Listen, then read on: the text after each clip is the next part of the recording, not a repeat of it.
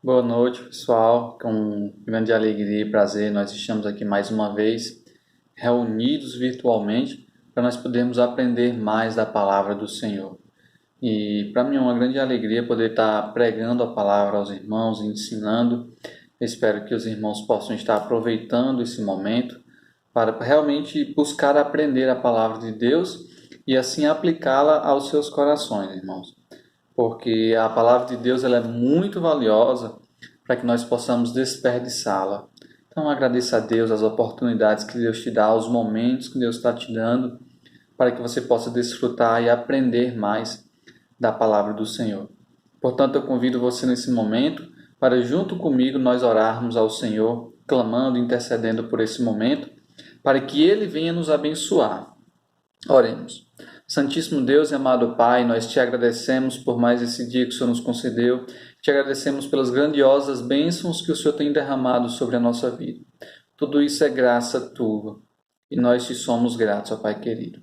Queremos te pedir por esse momento que o Senhor possa estar nos abençoando, nos livrando de todos os males e fazendo com que a nossa mente, o nosso coração venha se voltar para a tua palavra, Pai. E assim possamos nos enriquecer aprendendo da tua poderosa palavra. Em nome do teu Filho amado, Senhor Jesus Cristo, que nós te oramos e te agradecemos. Amém. Ok, meus irmãos. Então vamos dar continuidade às nossas séries de mensagens, como eu já havia anunciado na quarta passada. Hoje nós vamos pegar ali o primeiro salmo de romagem. Ao todo, como eu já falei anteriormente, nós temos 15 salmos de romagens, 15 salmos dedicados a este propósito, e eles vão desde o Salmo 120 até o Salmo 134, tá? Então, um total aí de 15 salmos. Nós já trabalhamos o Salmo 131 e o Salmo 133. E aí, no futuro, nós apenas iremos recapitular esses dois salmos, né? Vermos o que foi que nós aprendemos com ele, as lições que nós podemos tirar dele. E hoje nós vamos trabalhar o Salmo 120 e daremos sequência semanalmente, uma média aí de um salmo por semana, vai depender do tamanho do salmo, tá? E vamos então recapitular a introdução aos salmos em romagem, tá bom? Estes salmos, eles eram salmos entoados durante as viagens de adoração em Israel, tá? Esse período de adoração ele acontecia pelo menos 3 vezes por ano. Então, todo o povo que fazia parte da nação de Israel, todo judeu, ele era obrigado a pelo menos descer a Jerusalém uma vez por ano para ali realizar sua adoração ao Senhor. Existiam 3 momentos durante o ano nos quais ele poderia escolher para adorar, que eram estes: a festa dos pães asmos era uma festa que celebrava a pressa com que o povo saiu do Egito. Nela, eles faziam aqueles pães chatos que parecem uma bolacha creme crack. É um pão sem fermento. Então, quando eles estavam prestes a saírem do Egito, eles fizeram esse pão. Não dava tempo de fermentar. Então, essa era a festa dos pães asmos, tá? E nós tínhamos também a festa da Páscoa, que representava a libertação da escravidão do povo do Egito. No momento em que Deus passa pelo Egito, né, e as casas onde tinham o sangue do cordeiro, Deus então livrou o primogênito da morte. Mas as casas onde não tinha, todo o primogênito morreu. Então, após esse episódio, Deus liberta todo o povo do Egito e eles saem em destino à terra de Canaã. E nós também temos a festa dos tabernáculos. Essa era a terceira festa que ocorria anualmente em Israel. Era uma festa que relembrava os 40 anos no deserto, 40 anos de peregrinação durante o deserto, onde o povo vivia em tendas. Tá? Então, todas essas festas, essas 3 festas, elas têm relação com a libertação do povo do Egito. A do pães asmos, a da Páscoa e a do tabernáculo. E aí, anualmente, eles tinham que escolher pelo menos uma dessas festas para estarem ali adorando ao Senhor. E aí, para isso, eles faziam as peregrinações por todo Israel. E aí, nisso, eles entoavam esses 15 salmos em destino, né, durante a viagem. Eles cantavam esses 15 salmos para poderem juntos adorarem ao Senhor. Então, como eu disse, o primeiro deles é o Salmo 120. mas no geral, todos esses salmos, eles apresentam diversas situações na vida de um homem. Eles são salmos práticos, são salmos que nos trazem instrução, são salmos que nos levam à adoração. São salmos que apresentam as angústias do salmista, apresentam os seus medos, as suas esperanças, as suas alegrias, a sua adoração ao Senhor, o seu clamor pela justiça. Eles também apresentam seus temores, as suas confissões, seus desejos por justiça e assim por diante. Então, eles são salmos bem práticos, bem realísticos à nossa vida, tá? E por que eu digo isso? Que eles são bem realísticos à nossa vida? Porque nós também somos peregrinos aqui nessa terra. Esse salmo de romagem eram para aqueles que moravam ali distantes de Israel e que na sua peregrinação entoavam. E nós, da mesma forma, aqui nessa terra, nós somos peregrinos. A nossa habitação não é aqui, é uma habitação celestial. Então, nós somos peregrinos nessa terra. E estes salmos relatam as mais diversas situações que nós passamos durante a nossa jornada. Eles têm muito a nos falar, muito a nos ensinar, até o dia que nós chegarmos, então, a uma nação celestial, ao reino de Deus celestial, tá? Que é quando Jesus Cristo voltar para nos buscar. Então, Salmo 120, vamos trabalhá-lo agora. Este é um salmo de autor desconhecido. As informações que nós conhecemos é apenas o motivo pelo qual estava trazendo uma grande angústia ao seu coração. Mas nós não sabemos o autor e nem aonde ele foi produzido, tá? Apenas essas as informações que nós temos. Este salmo ele é dividido em 3 partes. A primeira delas é no verso 1 e 2. Ele vai falar sobre a petição do salmista. A segunda parte vai falar sobre a sentença de Deus aos seus inimigos, que é o verso 3 e o verso 4. E do 5º ao 7º, a terceira parte, nós vamos ter então o lamento do salmista diante da situação na qual ele estava vivendo. Então ele se lamenta diante de Deus. Então diz assim a mensagem do Senhor, Salmo 120. Na minha angústia clamo ao Senhor e ele me ouve. Senhor, livra-me dos lábios mentirosos, da língua enganadora. Que te será dado ou que te será acrescentado, ó língua enganadora? Setas agudas do valente e brasas vivas de zimbro. Ai de mim, que peregrino em Meseque e habito nas tendas de Quedar. Já há tempo demais que habito com os que odeiam a paz. Sou pela paz quando, porém, eu falo. Eles teimam pela guerra. Então, meus amados, esse é o salmo que nós estaremos estudando hoje. Serão essas 3 divisões que nós acabamos de listar, né? Que é a petição do salmista, a sentença lançada aos inimigos e também o lamento do salmista pela situação na qual ele estava vivendo. Então, a primeira parte aqui, que é um pouquinho a maior parte aqui, é a petição do salmista a Deus. O texto diz assim: na minha angústia clamo ao Senhor e ele me ouve. Senhor, livra-me dos lábios mentirosos, da língua enganadora. Então, meus amados, aqui nós podemos ver que o salmista ele está aflito, ele está angustiado por demais, devido aos grandes problemas que estavam acontecendo consigo, na sua moradia, na região em que ele se encontrava. Esses problemas estavam deixando a sua alma aflita, a sua alma angustiada. Por quê? Porque os seus vizinhos estavam tendo atitudes de um povo de que não conhecia e de que não amava o Senhor. Essas eram as práticas pecaminosas da língua. E os seus vizinhos, naquela região onde ele estava situado, tinham esse costume. E ele lutava contra isso. E estava sofrendo por causa dos ataques, né, dos seus vizinhos, da língua mentirosa, da língua enganosa. Eram pessoas que buscavam ocultar a verdade diante das demais pessoas. Eram pessoas que buscavam enganar o próximo com a sua língua enganosa, com o pecado da língua. E isso trouxe grandes problemas, né? Aflições ao coração do salmista, sua alma, ao ponto de ele clamar a Deus por socorro, por alívio, por libertação daquele problema. E para os irmãos entenderem um pouquinho da ideia do clamor, da angústia que esse salmista estava sentindo, nós vamos ver dois exemplos, tá? O primeiro é o exemplo com Ana, né, o clamor dela diante de Deus. E o segundo é o poder que a língua tem. E nós vamos entender um pouquinho melhor como esse salmista estava sofrendo. Então vamos entender um pouquinho melhor a respeito do clamor daquele salmista com o exemplo da vida de Ana. Ana passou uma das piores experiências da sua vida naquela época e principalmente naquela região. E esse era um dos piores problemas que uma mulher poderia passar, que era o fato de não poder ter filhos. E isso estava trazendo amarguras ao coração de Ana, isso estava trazendo aflições, a sua alma já não aguentava mais. Ana estava sofrendo por não ser uma mãe.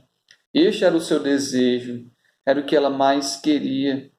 E um dia, não conseguindo conter o seu coração, tamanha aflição que ela estava sentindo, ela resolve então se voltar ao Senhor e clamar a Deus, porque ela sabia que somente Deus poderia ter misericórdia da sua vida. Somente Deus poderia auxiliá-la. E aí, com todo esse clamor, Ana não conseguia conter as suas lágrimas em meio à sua oração ao Senhor. Essas lágrimas, elas demonstravam uma grande aflição diante de Deus. Em meio a esse clamor, quando Ana estava ali orando, entregando o seu pedido ao Senhor, o sacerdote Eli, ao olhar para ela, interpretou como se ela tivesse bêbada, como se ela estivesse fora de si. Mas não, era apenas ela apresentando as suas angústias a Deus, era levando a sua causa ao Senhor, para que Deus tivesse misericórdia da sua vida. E foi exatamente isso que aconteceu. Deus ouviu ao clamor de Ana, ao seu desejo, ao seu pedido, e concedeu graça à sua vida. Permitiu que ela não somente fosse mãe de um filho, mas de vários, pelo menos aí foram 4 homens e 2 mulheres. Então, Ana não foi apenas mãe de Samuel, mas de vários outros filhos. E isso foi uma grandiosa bênção que Deus derramou sobre a vida daquela mulher.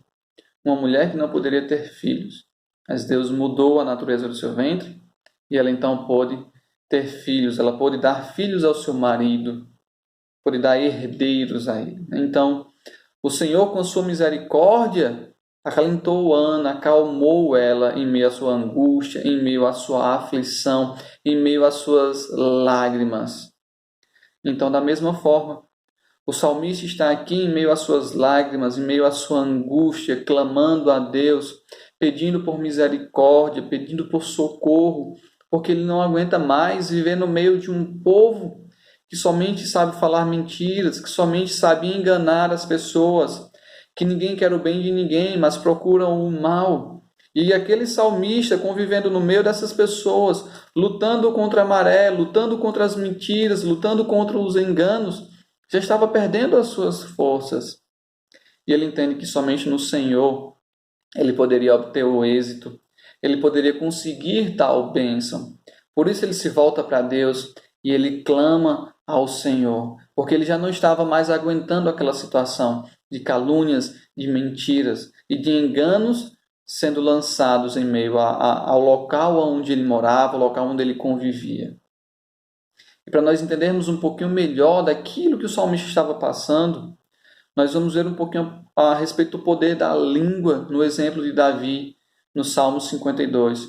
E como o poder da língua ele é poderoso para destruir, de como ele aniquila as pessoas.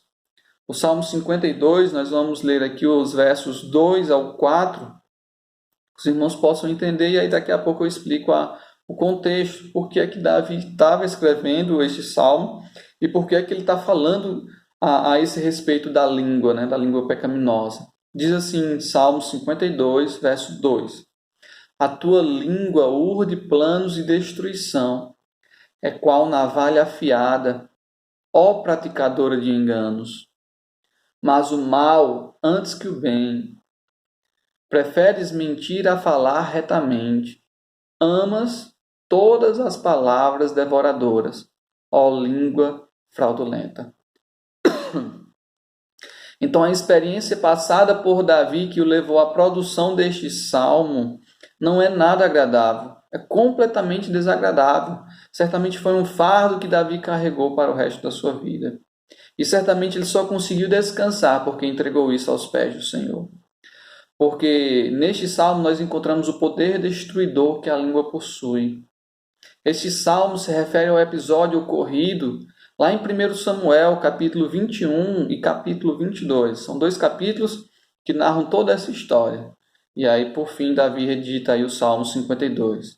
Então, Davi, quando estava fugindo de Saul, nós sabemos que Saul tentou perseguir Davi, por entender que Davi queria tomar o seu lugar, queria tomar o seu trono, mas Davi, em momento algum, ele desejava o reinado, ele queria ser rei.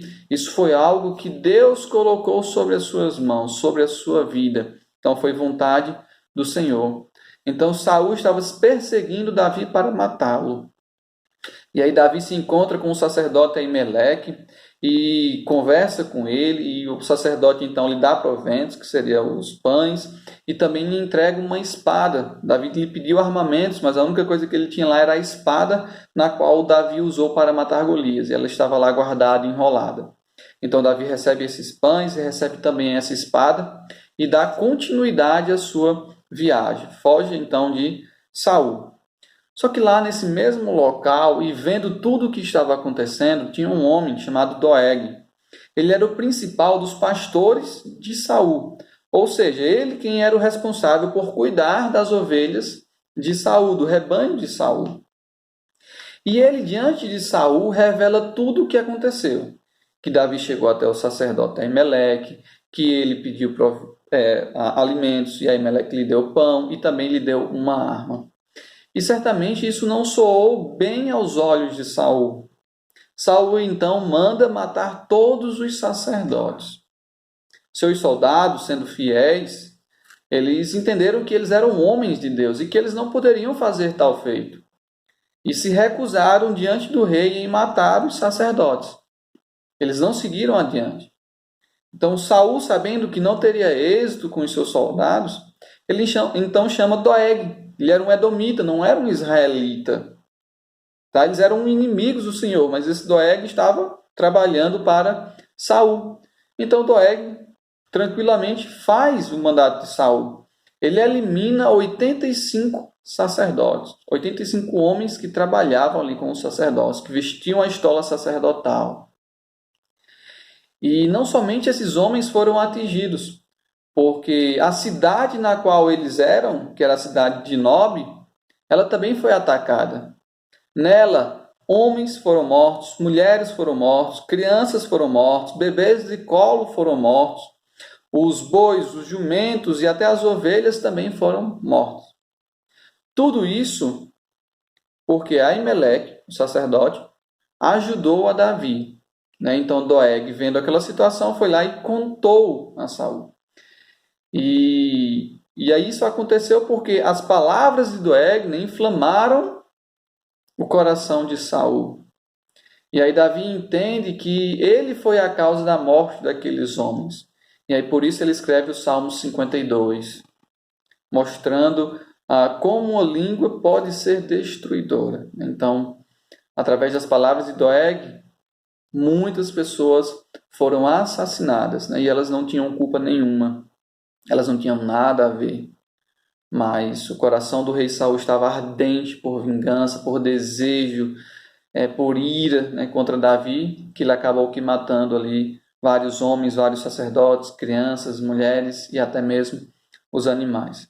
Então esse uma parte do poder que a língua tem sobre a humanidade. E que dá para nós entendermos um pouco da angústia do salmista, que o salmista estava passando, da imensidão do poder da língua que ela tem de ferir e machucar as pessoas. Muitas vezes nós só focamos no poder que a língua tem de ferir, mas ela também tem o poder de ajudar, de auxiliar, de ser bênção. Então nós, como cristãos, nós devemos sempre utilizar desse poder, de ser bênção, de ajudar e de auxiliar aqueles que necessitam por meio da nossa boca, por meio da nossa palavra, meus irmãos. E aí, dando continuidade, então essa foi a primeira parte da mensagem, os versículos ali, o 1, 2. Nós vamos tratar agora a sentença do Senhor contra a língua, contra aqueles que amam os pecados da língua. E aí, verso 3 e 4 diz assim: que te será dado, ou que te será acrescentado, ó língua enganadora? Setas agudas do valente e brasas vivas de zimbro. Então, mediante o sofrimento que estava passando por causa da língua dos seus vizinhos, o salmista pediu socorro ao Senhor. E nisso ele entende que a justiça de Deus estará sendo realizada. Por isso ele lança a sentença do Senhor contra aqueles que amam as práticas pecaminosas da língua. Então ele basicamente está dizendo assim, no verso 3: e agora, mentirosos, eu clamei ao Senhor, e o que será que ele fará com vocês? Qual é o castigo que vos espera? Pois Deus se levantará em meu favor, e vocês não poderão fazer nada. Vocês agora vão sentir a poderosa mão de Deus, por causa do grandioso pecado que vocês cometem. Então essa é a ideia do verso 3, é o questionamento que ele está ali mostrando. E aí no verso 4 ele demonstra o quão pesado, quão forte é a mão do Senhor contra aqueles que amam o pecado da língua.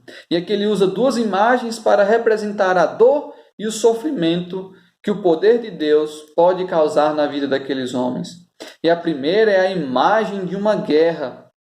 Na nossa época, nós não temos bem nítido o que é uma imagem de uma guerra, a não ser aquilo que nós vemos nos filmes. Mas para o povo naquela época, a guerra era algo presente, era algo real, quase que constantemente. E eles usavam nas guerras muitos arcos de flecha. O reino que não usasse de arco e flecha, ele levaria uma grande desvantagem. Porque o propósito do arco e flecha era atingir o inimigo à distância, era de ferir o inimigo. E aí, quando aquelas flechas eram atiradas e que elas não matavam o inimigo, porque o intuito era de matar o inimigo, ela faria com que aqueles soldados ficassem feridos. E isso automaticamente diminuiria a capacidade de luta naquela batalha daquele soldado. Então ele não conseguiria lutar como ele conseguia antes de ter levado uma flecha, porque ele estaria sofrendo, ele estaria impedido de mexer um braço, ou uma perna, ou até mesmo a barriga. Então isso incapacitava muitas vezes o soldado numa batalha. Além de incapacitá-lo, deixando o exército assim mais fraco, ele também sentia enormes dores, porque eram flechas cortantes, flechas que penetravam. Não era simplesmente uma flecha que batia e caía ao chão. Era uma flecha que penetrava, que rasgava as carnes, que quebravam os ossos, dependendo de onde batesse. Então eram flechas que machucavam e feriam as pessoas. Então assim seria o castigo do Senhor sobre esses homens, como flechas penetrantes que entram sobre a carne, que destroem os ossos, que machucam, que ferem e que também matam. Esse era o castigo do Senhor que viria sobre aquelas pessoas que amam a mentira, que amam o engano. Uma segunda imagem utilizada pelo salmista para apresentar o castigo do Senhor sobre esse povo é a imagem de uma queimadura causada por uma brasa viva, ou seja, uma brasa acesa em sua intensidade máxima. Eu acredito que os irmãos já devem ter visto aquela brasa bem vermelha e que você percebe que ela não está se apagando, mas ela está consumindo o carvão que está ali ardendo. Essa é a ideia, né? É a dor causada por essa brasa, né? E como é dolorosa uma queimadura por brasa. A queimadura em si já dói. Imagina uma queimadura por brasa, né? Só sabe quem já passou por isso. Quando criança, eu lembro que meus pais faziam fogueiras enormes e crianças gostavam de brincar sobre a fogueira, próximo da fogueira. E muitas vezes os galhos eles estalavam e jogavam brasas para todos os lados. E acontecia que a gente, brincando descalço, pisava nessas brasas, né? Elas estavam tão quentes que elas grudavam na sola do pé e era uma dor terrível. Era uma dor que eu não consigo nem imaginar, né? E isso era comum naquela época, pelo menos na época ali do São João. E causava uma dor terrível mesmo, assim. É algo que não dá nem para a gente comparar. E a madeira que ele está falando aqui é uma madeira de zimbro, né, que o salmista aqui está citando. Ela é uma madeira completamente diferente das demais árvores, porque ela produzia uma intensidade de calor muito maior por muito mais tempo. Então você pega o zimbro e pega uma outra árvore, coloca as duas para queimar, e o zimbro ele vai ter uma intensidade de calor maior e ele vai durar muito mais tempo com a brasa intensa. Então ele é bem específico no sofrimento que ele está falando, que ele está pronunciando aos salmistas. Vocês vão queimar sobre as brasas do zimbro, porque ele sabia que o sofrimento seria mais intenso, o sofrimento seria maior.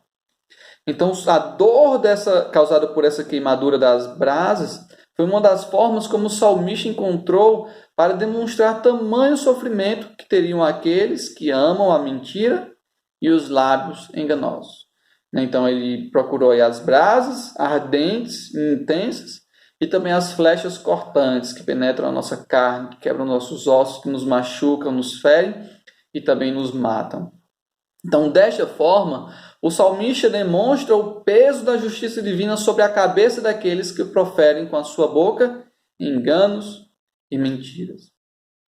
Por fim, nós temos então o lamento do salmista. Ele agora está lamentando a situação na qual ele está vivendo. Versos 5 a 7 diz assim: Ai de mim, que peregrino em Meseque e habito nas tendas de Quedar. Já há tempo demais que habito com os que odeiam a paz. Sou pela paz, quando porém eu falo, eles teimam pela guerra. Então o salmista está lamentando por conviver um bom tempo entre pessoas que amam o pecado da língua e que, consequentemente, não amam ao Senhor. Esse é o que diz o verso 6. Já há tempo demais que habito com os que odeiam a paz. Por isso ele diz: Ai de mim, que peregrino em Meseque e habito nas tendas de Quedar. Então ele está se lamentando por conviver entre pessoas que amam as práticas pecaminosas, entre pessoas que têm práticas ferinas, pecaminosas na sua língua. E ele usa aqui duas cidades. Tá? Eu quero dizer para você que muito provavelmente ele não morava nessas duas cidades. É apenas uma referência que ele está dando aqui. Estas cidades eram cidades completamente distantes de Israel. Tá? Então imagina Israel bem aqui no centro. E aí Meseque ficava na Ásia Menor, a noroeste de Israel. Tá? Então aqui ficava o norte, noroeste ficava aqui, à esquerda de Israel, ali próximo de Corinto, próximo da região da Macedônia, um pouco acima da ilha de Creta. E já Quedar ficava a sudoeste de Israel, ou seja, a região completamente distinta, à direita, um pouco mais abaixo de Israel. Então, de Quedar para Meseque, eles teriam que passar por Israel para chegar numa cidade a outra. Então, era uma cidade muito, muito longe da outra. Então, não tinha como aquele salmista habitar nessas duas cidades. Muito provavelmente, o que ele está fazendo é comparando os habitantes dessas cidades com o próprio povo do Senhor que habitava ao seu redor. Muito provavelmente essa é a ideia. Porque na cidade de Meseque, na cidade de Quedar, habitavam povos guerreiros, hostis e pagãos. Então, em meio ao povo de Deus, ele se sentia como se estivesse morando próximo desse povo hostil, que amasse a guerra e que fosse pagão, pois não amavam ao Senhor. Aí por isso ele diz, olha, eu sou pela paz, no verso 7. Quando, porém, eu falo, eles teimam pela guerra. Então o salmista aqui, muito provavelmente, ele está comparando, olha, as pessoas que habitam ao meu redor, né, as pessoas que pertencem ao povo de Deus, mas que agem como um povo mundano. Eles são como o povo de Meseque, são como o povo de Quedar, pois só buscam guerra, só buscam contendas e fazem isso por meio da língua. E aí, enquanto o salmista ia de contra essas pessoas, ia de contra esses vizinhos, buscando uma vida de paz, uma vida de retidão diante do Senhor, seus vizinhos buscavam guerra, buscavam vida pecaminosa. E isso trazia grandes angústias e aflições à vida do salmista. E, meus amados, analisando, nós sabemos que triste é a vida do salmista nessa situação. Ter que lidar com um povo de Deus que conheciam a verdade, mas que eram apaixonados pelo pecado. Pessoas que não foram libertas das suas paixões pecaminosas, da sua vida de escravidão. Então, era algo triste, era algo que realmente trazia angústia ao seu coração. Mas o que é belo, que nós podemos encontrar é que, em meio a essa angústia, em meio a essa tristeza, O salmista soube se voltar para Deus, entender que Deus era a sua âncora, Deus era o seu auxílio, Deus era a sua segurança, Deus era o único que poderia ajudá-lo, Deus era o único que poderia livrá-lo daquela situação. E ele confia em Deus. E ainda que em terra o salmista não tenha conseguido paz corporal, certamente ele conseguiu a paz espiritual. E hoje, certamente, diante do Senhor, ele goza dessa paz, o seu espírito descansa, o seu espírito desfruta da presença do Senhor, de um modo que hoje nós não temos nem como imaginar. A sua alma descansa no Senhor, as suas aflições já cessaram, já se acabaram. Tá? Então, essa foi a explanação do Salmo 120. Então, o salmista ele estava passando por aflições, por angústias, porque estava morando próximo às pessoas que atacavam por meio de palavras, por meio da língua, por meio da mentira. E isso trazia grande dor à sua alma. Então, ele clama ao Senhor, ele pede para que o Senhor Deus lance a sua justiça sobre esse povo, e assim eles possam aprender, né, e recebam o que é justo diante de Deus. E aí, meus irmãos, algumas lições que nós podemos tirar desse Salmo 120, nós podemos aplicar. Primeiro, a respeito do jugo desigual. Né? Mas pastor, o texto não fala sobre jugo desigual, né? Mas ele se aplica, né? É bem interessante, porque mesmo em meio ao povo de Deus, aquele salmista estava inserido no povo de Deus, e eles não conseguiram obter um êxito no mesmo pensamento, pensavam diferente. Enquanto o salmista buscava paz, os seus vizinhos buscavam guerra. E o que é que eu quero dizer com isso? É que muitas vezes, mesmo com duas pessoas sendo cristãs, elas acabam que pensando diferente. Quanto mais se eu passo a me relacionar com uma pessoa que não ama a Deus, que é completamente distinta na minha fé, no meu pensamento, no meu estilo de vida. Né? Então, vai ser algo terrível. Vamos sentir angústias piores do que a do salmista. Terrível será essa união, grandes serão as nossas aflições e intensas serão as nossas lágrimas, por causa desse jugo desigual. Então, se o salmista estava sofrendo em meio ao povo de Deus, quanto mais se ele realmente estivesse na terra de Quedar, estivesse na terra desses inimigos, desses pagãos, ele estaria sofrendo muito mais. Então, meus irmãos, não compensa investir em um relacionamento com uma pessoa que não tem a mesma fé que a nossa. Certamente isso afetará o nosso relacionamento com o Senhor. Com o tempo deixaremos de ler a palavra, com o tempo deixaremos de servir, com o tempo deixaremos de orar, com o tempo nós perderemos a importância, né, a compreensão da importância do que Deus é na nossa vida. Isso tudo pela influência do nosso parceiro ou da nossa parceira. Portanto, não compensa buscar uma vida com um jugo desigual. Antes, é muito melhor, de acordo com a palavra, nós nos relacionarmos com pessoas que pensam da mesma forma, com pessoas que têm a mesma fé, que têm o mesmo alvo, que é o Senhor Jesus Cristo. Um outro fator que nós podemos aprender é que a língua ela tem um poder de destruição imenso. Esses dias nós pudemos, infelizmente, ver alguns vídeos sendo lançados na internet de uma explosão de um local que guardava fogos. E dá para a gente ter uma noção do quão poderosa é uma destruição. Né? Então a língua é do mesmo jeito, ela é destruidora. Ela destrói, ela fere. E depois que ela fere, não tem mais como voltar atrás. Não há como regredir. Aquela explosão, hoje, não tem mais como voltar a ser o que era. As dores que foram causadas a muitas pessoas não tem mais como restaurar. Né? Muitas pessoas perderam familiares, perderam entes queridos, muitas pessoas perderam a sua própria vida. Então não tem como restaurar. Da mesma forma, são os danos da língua. Ela fere, cicatriza, mas aquilo fica registrado, aquela dor, aquilo que foi causado. Então nós temos que tomar muito, muito cuidado com o poder da nossa língua. A nossa língua ela tem o poder de destruir, mas como eu disse, ela também tem o poder de abençoar, de ajudar e de auxiliar. Nós vimos o quanto os sacerdotes sofreram, né, na mão do pastor de Esaú, daquele que era responsável pelas ovelhas. 85 homens que vestiam a estola sacerdotal foram assassinados. Na cidade foram dizimados os homens, as mulheres, as crianças, os bebês de colo, até mesmo os animais. Tudo isso por causa da língua. Então a língua ela contém um poder de destruição imenso, meus irmãos. A mentira só beneficia e alimenta a maldade no coração do homem e lança sobre o inocente a sua injustiça. E aí, por último, Deus abomina a mentira e a língua enganosa. Deus ama a verdade.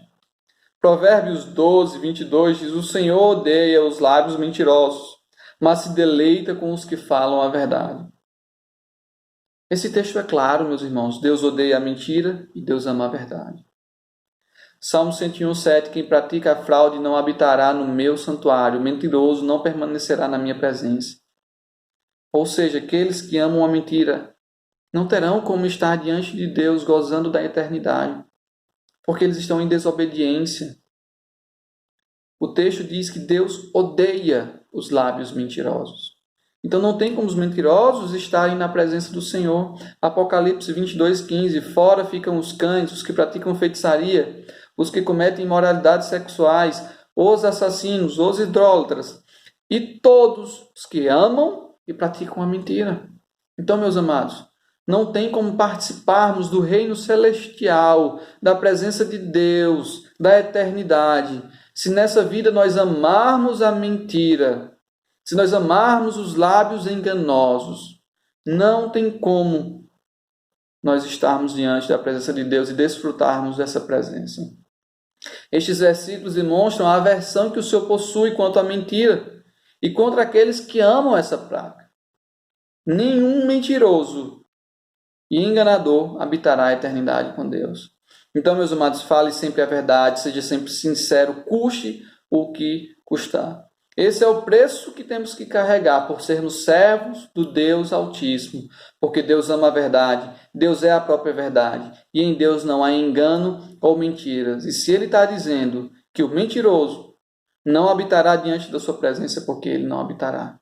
Então, meus amados, nós precisamos nos arrepender, nós precisamos odiar a mentira, precisamos nos voltar em verdade para o nosso Deus. Irmãos, que Deus nos abençoe, que Deus possa estar transformando a vida dos irmãos e aplicando essa palavra ao coração dos irmãos. Em nome de Jesus. Obrigado. Amém.